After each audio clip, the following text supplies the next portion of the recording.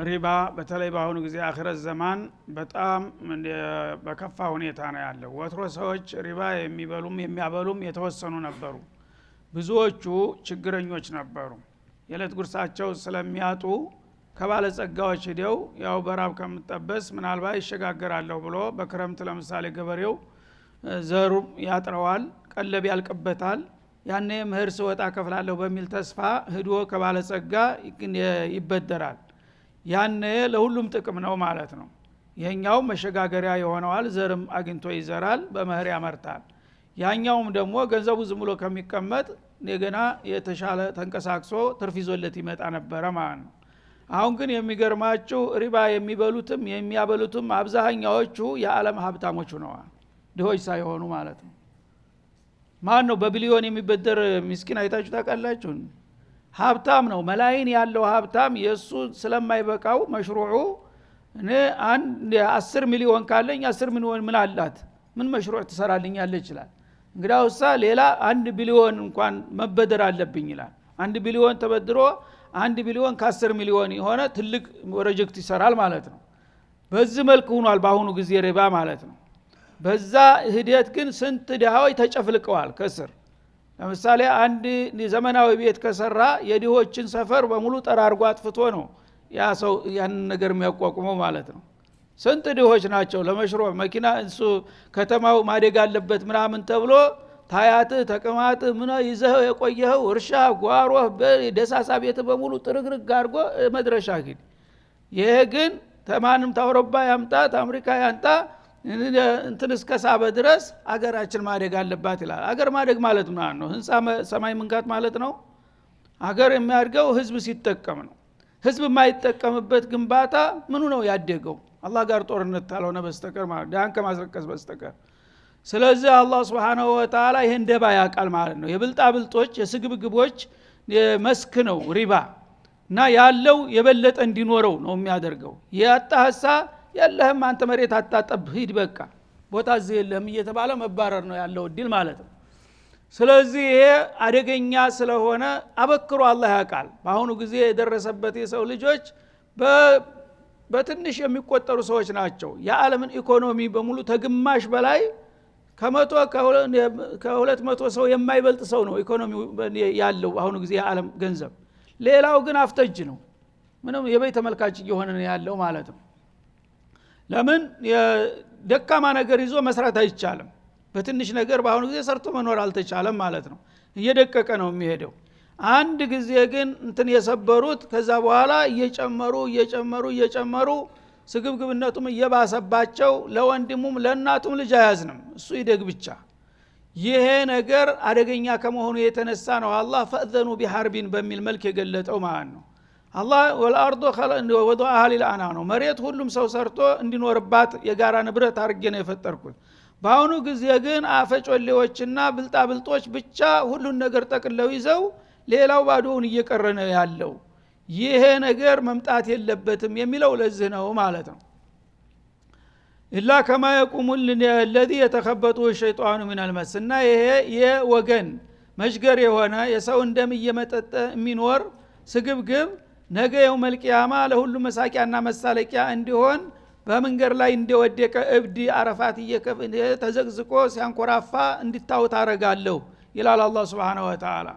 ذلك የመጣበት ምክንያቱ ምንድነው? ይሄ አሳፋሪና አስከፊ ቅጣት ለዚህ ሰውዬ የተመደበው ለምንድነው ብትሉ ቢአንሁም ቃሉ እንዲህ አይነቶቹ አራጠኞችና ስግብግቦች ብለዋልና ይላል። ኢነማ البيع የገበያ የግብይት ስራ ማለት ሚስሉ ሪባ የወለድ ስራ ማለት ነው። ወለድ የራጣ ስራና የገበያ ስራ ምን ለያየው ይላሉ። اعتراضን على شرع الله ማለት ነው። የአላህን ስርዓት በመቃወም አፋቸውን ከፍተው ደረታቸውን ነፍተው ሳያፍሩ የወለድ ገንዘብ በወለድ መስራት ለምን حرام ሆነ? ይሄ ከሆነ ገበያ ስለምን ተፈቀደ? ሰው ነግዶ እንደሚያተርፈው በወለድም ያው በገንዘቡ ነው የሚያተርፈው። ሁለቱም ለያቸው ይልሃል። እንዳውም መስራቱ ማጥፋቱ ብቻ ሳይሆን አላህን ይቃወማል ማለት ነው። አላህን ይተቸዋል። ሪባን ከልክሎ ለምን በይዕን ፈቀደ ይልሃል ማለት ነው። ይሄ ኩፍር ነው፣ ኩፍር ማህድ ማለት ነው። አንድ ሰው ወንጀልን እንደ ወንጀል ቢሰራ ራሱን ማቸነፍ አቅቶት በወንጀል ነው የሚጠየቀው።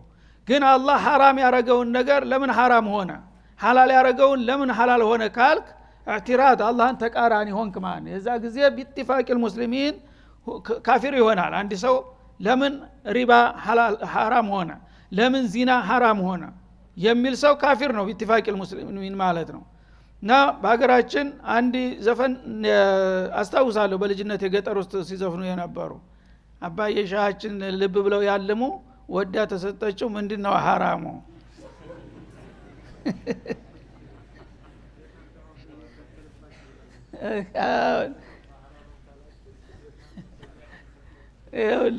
ሴትዮዋና ሰውየው ተስማምተው ዚና ካደረጉ ኒካህ ማለት ይሄ ነው አለ ስለዚህ እንዴት ሐራም ነው ትላላችሁ ተሳስታችኋል ልብ በሉ ይላችኋል ሸሆችን ይሄ ኩፍር ነው እንግዲህ አላህ ያቀም እኛ እናቃለን ሁለት ወንጀለኞች ተስማምተው ወንጀል ከሰሩ ወንጀል መሆኑ ይቀራል ሐላል ነው ብለው ቁጭ አሉ ማለት ነው እንግዲህ አላህ ነው የፈጠራቸው እነዛን ሰዎች የፈጠራቸውን ሰዎች አላለሁ الخلق والامر እያለ መፍጠርም ማዘዝም የኔ ነው ስልጣኑ እያለ ባለቤቱ አንተ ምን ያገባሃል እኛ ከተስማማን አርፈ ተቀመጥ ይሉታል አላህ Subhanahu Wa Ta'ala እንደዚህ ነው እንግዲህ የጀህል ውጤቱ ማለት ነው እና አሁን እንግዲህ ኢነመል በይዑ ሚስሉ ሪባ አሉ እና በይዕና ሪባ ምን ለያየው ገልብጠው ደግሞ ማለት እንኳን ከፈለገ ኢነመል ሪባ ሚስሉ البيع ቢሉ እንኳን ይሻል ነበር ሙሸበሁን ሙሸበህ ቢያርገው ገልብጠው ነው ደግሞ የተናገሩት ማን ነው ኢነመል በይዑ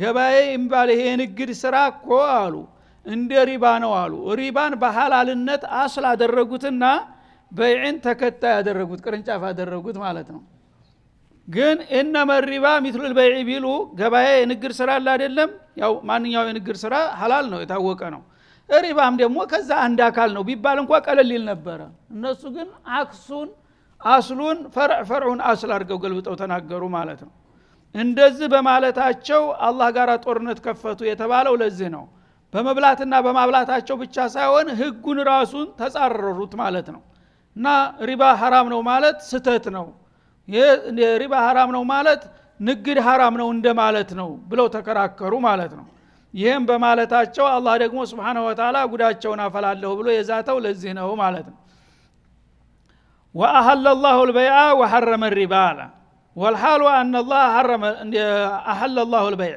ተጨባጭ ሁኔታ ግን አላህ የገበያን ስራ ሐላል አድርጓል ፈቅዷል የገበያ ስራ የከለከለበት ጊዜ የለም አንድ ሰው ሐቅ በሐቅ ነግዶ አትርፎ መብላት ምን ጊዜም የተፈቀደ ነው ማለት ነው በሁሉም ነብዮች ሪባን ደግሞ በሁሉም ነብዮች ከልክሏል በእኛ ነብይ ብቻ አይደለም ተጠጥ ጀምሮ ሁሉም ነብይ ሪባን ይከለክላሉ እና እነሱ ግን ይሄንን ቋሚ የሆነውን ህግ መላው ነብያት ይዘው የመጡትና ያወጁትን ገልብጠው ሪባና እሱ በይዕና ሪባ ምን ለየው ማለት ጀመሩ ይሄም በማለታቸው ነው ደባቸውን ስለማቅ አንደኛ የህዝብ እንደም እየመጠጡ ሌላውን አርቃን እያስቀሩ እነሱ ብቻ በመድር ላይ ተንደላቀው ሊኖሩ በማሰባቸው ሁለተኛ ደግሞ እኔን ህግን ገልብጠው ሐላሉን ሐራም ሐራሙን ሐላል አድርገው በመናገራቸው ለዚህ አስከፊ ቅጣት ይዳረኳቸው ለዚህ ነው ይላል ማለት ነው ስለዚህ እንግዲህ የካደ ይካር ጥፋትን ከመረጠ የራሱ ጉዳይ ግን የምትሰሙ ካላችሁ ይላል فمن جاءه موعظة من ربه ከጌታው የሆነ ተግሳት ምክር የደረሰው ሰው በእነዚህና በመሰል አያቶች እንዲሁም በሐዲሰን ሶሂህ ሪባ ሐራም መሆኑ በተረጋገጠ መልኩ ተግሳት የደረሰው ሰው ፈንታሃ እና ይሄንን የጌታን ምክርና ማስጠንቀቂያ ሰምቶ ተሰማበት ለት ጀምሮ የተቆጠበ ሰው ይላል ጌታ ሪባን እንደዚህ የሚጠላውማ ከሆነ እኔ እስከዛሬ ሳላውቅ ምንኛ ተሳስቻለሁ ብሎ ራሱን አርሞ ወደ ኋላ የሚመለስ ካለ ፈለሁ ማሰለፍ ይላል ረብ العالمين ይሄ ሰውዬ እስከዛሬ ባለማወቅ ወይም አወናባጆች አወናብደውት ነውና የተሳሳተው ካሁን በኋላ ሐቁን ካወቅኩኝ ጌታ ጋርማ ጦርነት መግጠም አልችልም አብጃለሁ እንዴ ብሎ አቅሙን አውቆ ወደ ኋላ የሚመለስ ካለ ይላል ፈለሁ ማሰለፈ ያለፈው ሂሳቡ እንዳለ ይፈቀድለታል ይላል አላህ Subhanahu Wa Ta'ala ሐራም መሆኑን አያውቅም አንዳንድ ሰው ሪባ ሐራም መሆኑን ሳያውቅ ዝም ብሎ በዚህ ሲሰራ ይቆይና ኋላ በአጋጣሚ ይሰማል ማለት ነው ልክ እንደሰማ ጌታ በሪባ በጣም እንደሚቆጣ ሲያውቅ ደንግጦ ይመለሳል እሺ እኔ በዚህ ስራ እኮ ብዙ ጊዜ ቆይቻለሁኝ ብዙ ገንዘብ አፍርቻለሁኝ እና በሚሊዮን የሚቆጠር ገንዘብ አለኝ ምን ላድርገው ይላሉ አንዳንዶቹ እየደወሉ ይጠይቃሉ አላህ ሂዳያ የሰጣቸው ምን ይብቃኝ እና ወስጄ ዝም ብዬ ልድፋው ዙባላ ወይስ ምንድነው ማድርገው የሚሉ ጎበዞች አሉ ለዚህ መልስ ምን ሰጣ አላህ ቀደም ሲል ሳታክ ከሆነ ያደረከው ፈለሁማ ሰለፈ አንተ ሪሳላ አልደረሰህም ማለት ነው የታውን ቀደም የሰራው እንዳለ ይቀጥል ንብረትህ ነው አለ አላህ Subhanahu Wa Ta'ala ካሁን በኋላ ግን በዛ ስራ እንዳትከተል መሽሩዕህን ቀይረህ በህጋዊ መንገድ ስራ ጀምር ይላል ማለት ነው እንጂ አንዴ የሰበሰብከውን ወትሮ ሳታቅ የሰበሰብከውን ሁሉ ገደል አውጥተህ ጣል ማለት አይደለም ወአምሩሁ ኢላላህ ከዛ በኋላ የዚህ ሰውዬ ጉዳይ ወደ ጌታው ተመላሽ ይሆናል አቃለሁኝ እውነት ሳያቅ ነው እንደዚህ የሰራው ወይስ ያቃል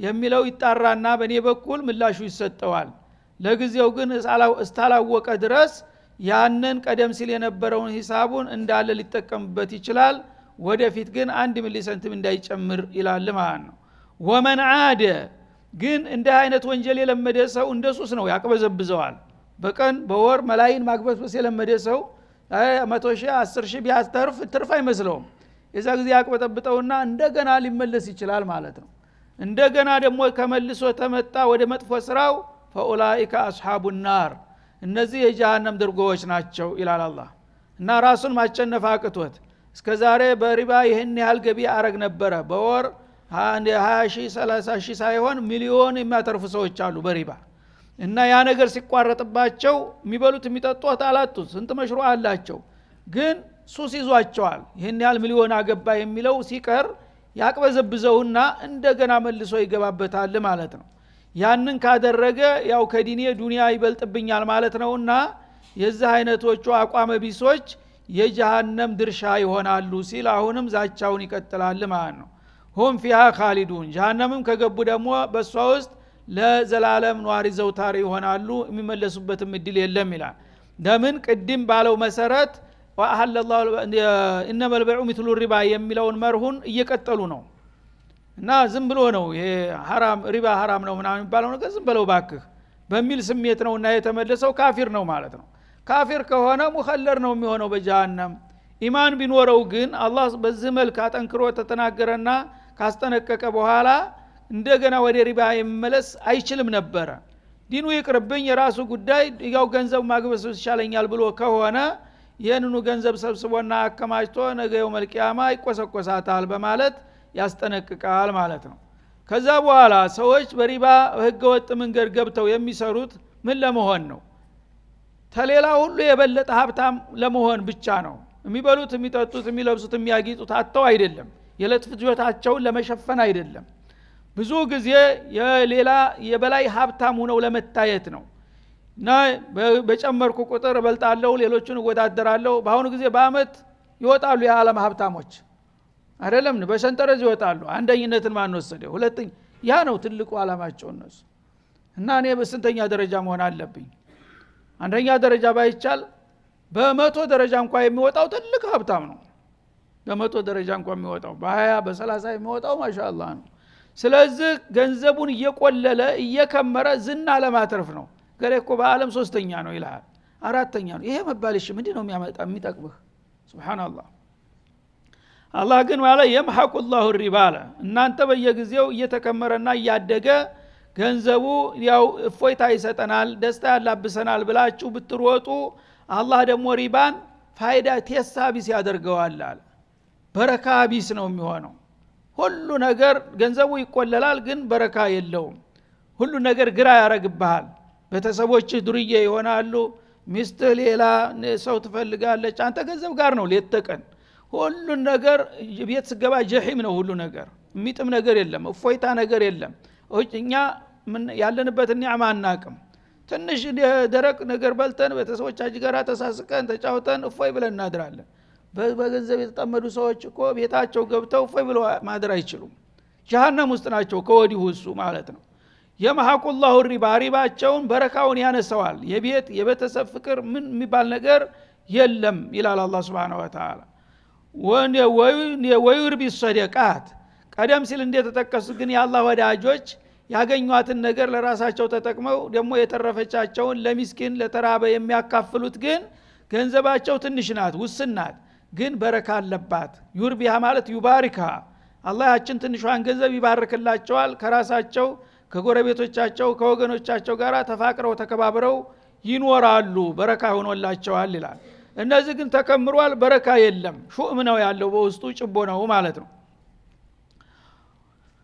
እና ወማ አተይቱም ሚን ሪበን ሊየርቡ ፊ አምዋል ናስ ፈላ የርቡ ዐንደላህ ይላል ሱረቱ ሩም ላይ። እና የሰውን ገንዘብ እያጭበረበራችሁ እያታለላችሁ እያምታታችሁ በማግበስበስ የምትሰበስቡት ፈላ የርቡ ዐንደላህ አላህ ዘንድ አይረባም፣ ርባና ቢስ ነው ይላል። ፋይዳ የለህም፣ አቂባ የለህም ፊ ዱንያ ወልአኺራ። ወማ አተይቱም ሚን ዘካቲን ይላል ተዛው አያይዞ ማለት ነው።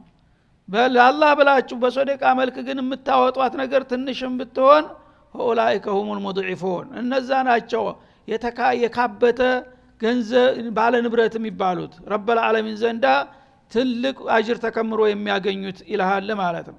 ስለዚህ አልጠግብበይ ሲተፋ ያድራል እንደሚባለው ገንዘቡ ብቻ በሽታው ይመጣል፣ ሰው ጋር መጣላት፣ በሆነ ባልሆነው መናከስ፣ ከዛ ከመንግስት ጋር መጋጨት፣ መታሰር። ስንት ሀብታሞች ናቸው እየታሰሩ ያሉት በሰላም እንግዲህ መኖር እየቻሉ ይሄን ያህል ሚሊዮን አለብህ ዳ እየተባለ ወስዶ ይጨምረዋል ማለት ነው። ይሄ ሁሉ ጥንቅጥ ውስጥ ከመግባት ለምን በስርዓቱ ከወገን ጋር ተፋቅሮና ተከባብሮ መኖር አይሻልም? እናንተ ግን እፎይታን፣ ደስታን፣ ክብርን እናናገኛለን ብላችሁ የምትጋፍፉት ነገር አላህ ደግሞ በረካውን ዋጋ ቢስ ተሳቢስ ያደረገ ያጠፋዋል፣ ያቦነዋል ይላል። በሚከስር ጊዜ እንኳን ደግ ሆኗል ነው የሚለው የሰማሁል የታባቱ ነው እንጂ አንድ ሰው እንድቆንክ ብሎ ታዚያ እንኳን የሚደርሰው የለም ማለት ነው። የታባቱ ሁሉን ሲገፍ ኑሮ እንደ እሱ ሲገባዋል ነው የሚልህ። ይህ ከየበለጠ ውርደት አለ? ወይርቢ ሶደቃት ሶደቃን ግን አላህ Subhanahu Wa Ta'ala ያፋፋታል፣ ያሳድጋታል። ትንሿን የሰጣሃትን አንዷን ሪያል ነገ አላህ አላፍ አድርጎ አጅሯን ከምሮ ያመጣልሃል ማለት ነው። እና ሰው ዘመድም የለው፣ ስግብግብ ሰው፣ ራስ ወዳድ ሰው ዘመድ ወዳጅ የለውም። በአንድ ወቅት አንድ ሀብታም ነበር ይባላል የኛ ሀገር የገጠር የገበሬ ሀብታም ነበረ። ችግረኛ እህት ነበረችው፣ ብዙ ልጆች አሏት፣ ምስኪን ናት። እሷ እየለመነች የምትኖረው፣ እሱ ግን ዞር ብሎ አያያትም፣ አይረዳትም። ያቺ የሚስቱ ተሽላ ሚስቱ እየደበቀች እሱ እንዳያይባት እንዳይሰማባት ትንሽ ትልክላት ነበር ይባላል። በአዲቱ ድንገት የሰው እየሞተ በሚሞት ጊዜ ሀብታም ለቅሶ ምን ያህል እንደሚደምቅ ታውቃላችሁ። አገር ተገልብጦ መጣ፣ ይውካካ ጀመር፣ አልቃሽ ተቀጠረ። ማሻአላህ እያስረገዱ ያለቅሳል። እዛ ጊዜ ያቺ ምስኪን የሆነች እህቱ እዛ ለቅሶ መካከል ተገኘች። ስጋ ስንት በሬ ታረደ፣ ስጋ ታደለ፣ ምን ተባለ። ስጋ ሲሰጧት ምን አለ እሷ ግጥም ገጠመች እዛ ለቅሶ መካከል። የሳላ ይሰጥ ስጋ ዘወር በል ከፊት ያለች። የሳላ ይሰጥ ስጋ፣ ሳላ ይሰጥ የሚባል የስጋ ክፍል አለ። እሷ ግን ባሽሙር በህይወቱ ሳላ ያልሰጠኝ ስጋ ማለቷ ነው ወንድሟን። የሳላ ይሰጥ ስጋ ዘወር በል ከፊት ባሏ ሙቶባታል ላላቅሳት ላይቴ ያለች። እሷ ባሏ ስለሞተባት ለሷ ነው የማለቅሰው እንጂ ለሰውየው አይደለም፣ ለወንድሜ አይደለም። ስልጣንችን ግጥማቸው ውስጥ ሊጨምሩ አትፈልጓቸው። የሳላይ ስጋ ዘወር በል ከፊቴ ባሏ ሙቶባታል ላላቅሳት ላይቴ ያለች። አይት ትባላለች የወንድም እህት። እና ለሷ ብዬ ነው እንጂ የምተባበረው ሰውየውማ አያስለቅሰኝም፣ ምናልባትም መሞቱ ጥሩ ነው ማለቷ ነው። እና እንደዚህ እህትን የሚያህል ነገር እንደዚህ ይቆርጣል ሰው ማለት ነው። ለምን ስግብግ ከመሆኑ የተነሳ። ስለዚህ አላህ Subhanahu Wa Ta'ala አረመኔዎችን፣ ራስ ወዳዶችን፣ ስግብግቦችን አይወድም። የሰጣኋችሁ ስጡ፣ ወኪሎች ናችሁ እና እናንተ ልትጨብጡ ጋፋችሁ የብዙ ምስኪን እድል ልታስቀምጡ አይደለም፣ የሰጠው እንድታከፋፍል ነው የሚለው አላህ Subhanahu Wa Ta'ala። አስሐቡ النار هم فيها خالدون يمحق الله الربا ويربي الصدقات። አላህ ሪባን በረካ ቢስ ያረጋዋል። ለጊዜው ገንዘቡ የተከማቸ ቢመስለውም በሂደቱ ያው ነህስ ነው የሚሆነው፣ ይጠፋል። በሆነ ባልሆነ ነገር ለኪሳራ ይጋለጣል في الدنيا والآخرة والله لا يحب كل كفار آثم። አላህ Subhanahu Wa Ta'ala ከሃዲዎችንና ወንጀለኞችን አይወድም ይላል። ከፋር የሚለው የካፊር ጀምዕ ነው ሲገተ ሙባለጋ ተጨምሮበት ማለት ነው። እነዚህ ሰዎች የአላህን ጸጋ የካዱ ናቸው። ሰጥቷቸው እንዳልሰጣቸው ሀልሚ መዚድ እንደ ጀሃነም ጨምር ነው። በሰጣቸው ቁጥር ጨምር፣ በሰጣቸው ቁጥር ጨምር፣ ስጡ ሲባሉ ግን የለም። ስለዚህ እነዚህ የመጨረሻ የለየላቸው ከሃዲዎች ናቸው አለ። ደግሞ የባሰባቸው ወንጀለኞች ናቸው። እንዲህ አይነቶቹን አልወዳቸውም። እኔ ካልወዳድኳቸው ደግሞ ጠላኋቸው ማለት ነው። ከጠላኋቸው መዋደቂያቸው ይከፋል ይላል አላህ Subhanahu Wa Ta'ala። እና በዚህ መልክ እንግዲህ አላህ የሰጣቸውን ወረታ የማይመልሱና ለወገን የማይራሩ ሰዎች የአላህ ጥላቶች መሆናቸውን አረጋግጦ ፊ ዱንያ ወልአኺራ ማአል እንደሌላቸው ነው የገለጸው ማለት ነው። እነለዚነ አመኑ ይላል። በንጽጽራውንም እንደገና ወደ ወዳጆቹ በመመለስ እነዚያ ያመኑትማ ወአሚሉ ሷሊሃት እምነታቸውን ደግሞ በመልካም ስራ ለማረጋገጥ መልካም ስራዎችን በየመስኩ በየአቅጣጫው የሚገበዩና የሚያከማቹ የሆኑት ይላል። ወአቃሙ ሶላት ተመልካም ስራ በዋነኝነት የሚጠቀሰው ሶላት ነውና በተለይም ሶላታቸውን ጊዜውን አክብረው ስርዓቱን አሟልተው አስተካክለውና አዘውትረው የሚቀጥሉ የሆኑት ይላል። ወአተው ዘካት ግዴታ ምጽዋታቸውን ደግሞ በገንዘባቸው ውስጥ ያለችውን ሁቁቅ አንድ ሳንቲም ሳትቀር በሚገባ አብጠርጥረው የሚያወጡና ለሚገባቸው የሚሰጡ እንዲህ አይነቶቹ ለሁም አጅሩሁም عند ربهم እንደቀድሙ እንደገና ለእንዲህ አይነቶቹ ደጎችና ሩሩዎች እጌታቸው ዘንዳ ተገቢ መንዳቸው አላቸው። እና በዚህ መልክ የኔን ትእዛዝና ግዴታ እስከተወጡ ድረስ እኔ ደግሞ የነሱን ወረታ በሚገባ አዘጋጅቼ እጠብቃቸዋለሁኝ ይላል። በመሆኑም ወላ ኸውፉን አለይሂም የሰሩት ስራ ዋጋቢስ ይሆንብናል ብለው አያሰጋቸውም። ወላሁም ያህዘኑን ትተውት የሄዱት ንብረትና ቤተሰባቸውም ደግሞ ለአደጋ ይጋለጣል ብለውም አያዝኑም። ከኋላም ላለው ለቤት ለንብረታቸው ለቤተሰባቸው ዋቢያቸው እኔ ነኝ፣ ወደፊትም ሲሄዱ ደግሞ ስንቃቸውን አዘጋጅቼ የምቀበላቸው እኔ ነኝ በማለት በሁሉም ዶማን ይሰጣል ማለት ነው። ከነዛ ያድርገንና እንግዲህ አላህ Subhanahu Wa Ta'ala ወዳጆቹን በአቋማቸው እያወደሰ ጥላቶቹንና ደግሞ ለወገን አረመኔ የሆኑትን ስግብግብ ራስ ወዳዶች በዱንያ በአኺራ እርኩሳን አድርጎ ያወገዛቸውና ለከባድ ቅጣት ያጫቸው መሆኑን ነው ያረጋገጠልን ማለት ነው። ያ አዩሃ الذين آمنوا እናንተ አሁንም በእኔ በጌታችሁ ያመናችሁ እተቁላህ አምነናል እስካላችሁ ድረስ እምነት የምላስ ጫፍ ቋንቋ ብቻ አይደለችም፣ ተግባር ትጠይቃለችና ያመናችሁበትን ጌታ አላህን ፍሩ፣ በፍቃዱ ተመሩ፣ ሐላሉን በሐላልነቱ ተጠቀሙ፣ ሐራሙን በሐራምነቱ ተጠንቀቁ። አምን ያለው ብሎ ዝም ብሎ እንደ መፈከር አይደለም እምነት፣ በተግባር መተርጎም አለበት። ያመነ ሰው አላህን ይፈራል፣ ባዘዘው ቦታ አይጠፋም፣ በከለከለው ቦታ ትርው አይልም አይገኝም ማለት ነው። አሁን ግን ብዙ ጊዜ ሙእሚን ነን እያሉ ብዙ ሰዎች መጥፎ ቦታ ሐራም ቦታ ከሆነ ማሻአላህ ግርግር ሲሉ ታገኛቸዋለህ።